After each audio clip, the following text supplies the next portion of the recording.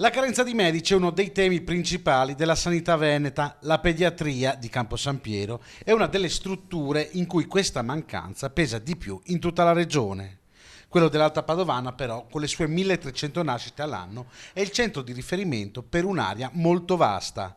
Impossibile pensare di chiuderlo. E allora abbiamo rimodulato, in accordo con l'azienda sanitaria Euganea, quelli che sono gli standard qualitativi e di sicurezza per quanto riguarda il punto nascite di Campo San Piero in maniera provvisoria, perché sappiamo che a settembre-ottobre alcune criticità, perché ci sono dei rientri di maternità, arriva il nuovo primario, riusciremo a superarli, e quindi abbiamo rimodulato gli standard appunto che sono previsti con DGR regionale. Cosa cambia quindi per chi sceglie di partorire a Campo San Piero? Se ci sono gravidanze a rischio andranno trasportate chiaramente in altri ospedali dove sono attrezzati, e potenziando nel frattempo tutti i presidi, dai presidi quindi i doppi turni di anestesia H24, un turno aggiuntivo per quanto riguarda il nido e un turno di pediatria solo di 12 ore.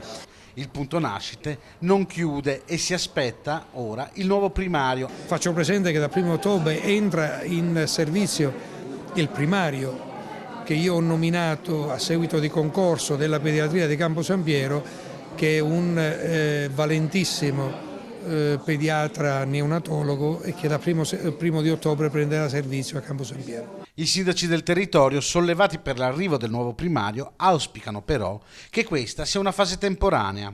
Ad oggi la nomina del primario è l'unica concreta buona notizia.